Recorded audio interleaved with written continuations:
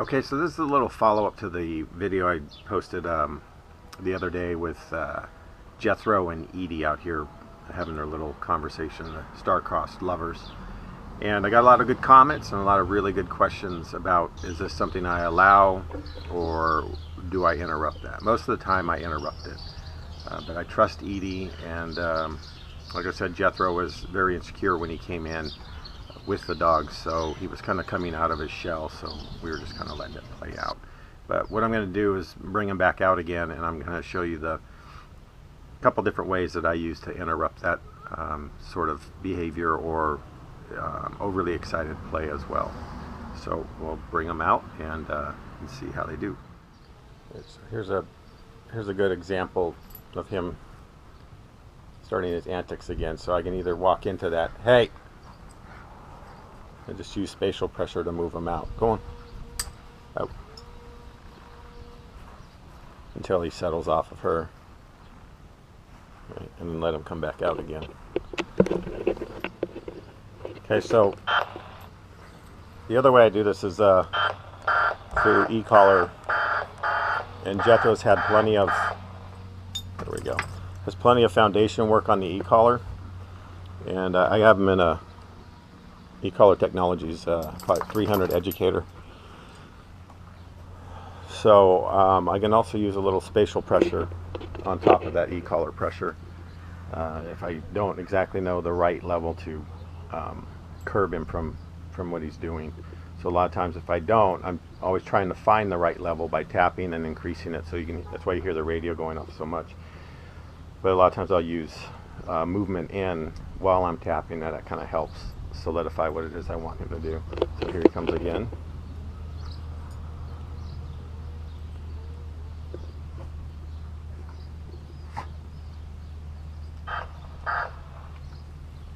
Right there.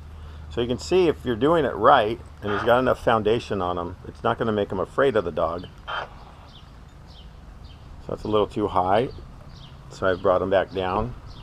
So I don't want to see a reaction. I just want to see him that he moves off of her.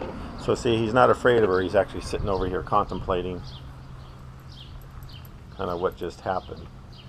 And so the beauty of it is it helps dogs with their social skills a little bit more, especially if they can't read some of the subtle cues that Edie was giving them in the other video where she's turning her head. And, so what I try and do is couple the tap based on what the other dog is doing to let the German Shepherd know that she's not happy with his conduct. So in the end, it helps that dog start to read dogs' body language a little bit better, and then they, I find when I watch them, they start to cue in and they move away a little bit quicker. So here he is again. She's not making it easy for him.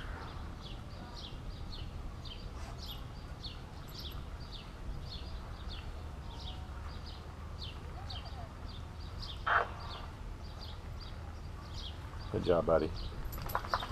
See, and he just drifts over here and kind of processes the moment. And again, if you do it the right way, you're not going to make him afraid of a dog, which a lot of people think you could.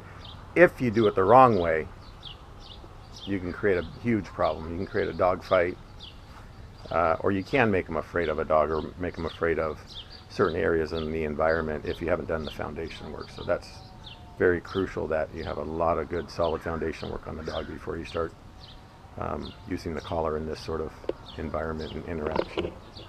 So see, he's already having a little bit more respect for her, and he's kind of keeping distance, but he's coming in and checking her out, but he's just being a little bit more respectful, right, buddy? That's all we're asking.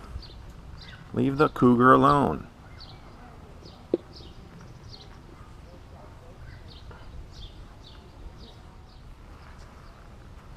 Edie, get.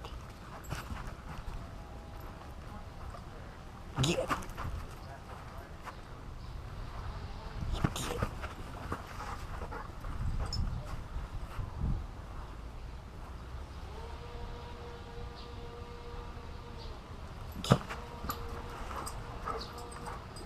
There we go.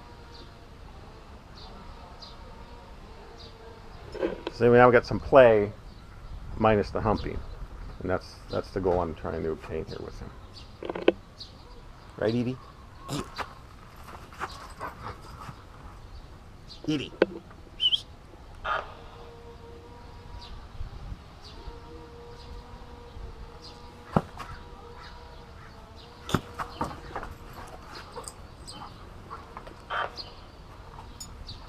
Good job, Jet.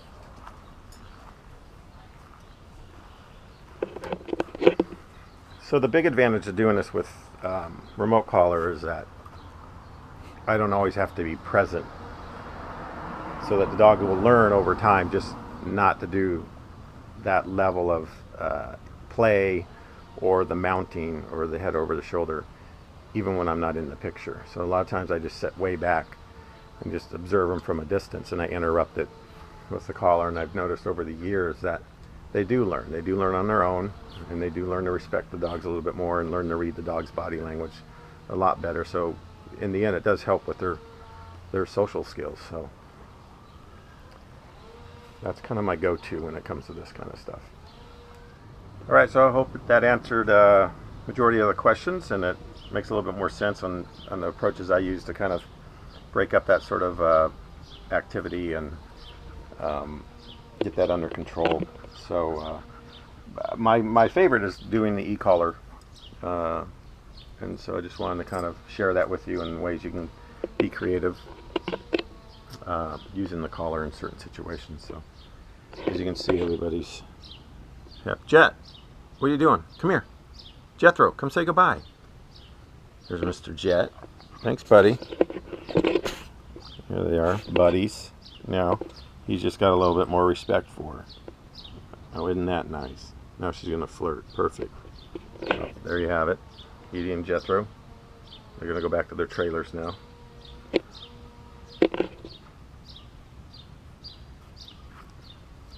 Oh, typical. Now you want them.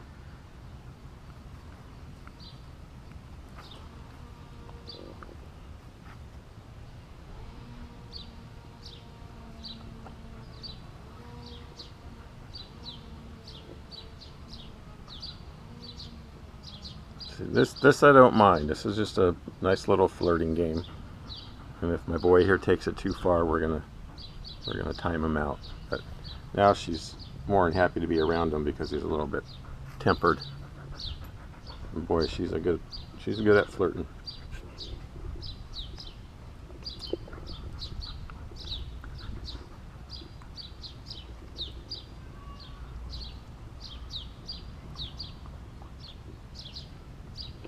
So you can see using the e-collar for that sort of activity doesn't obviously make the dog afraid of the other dog.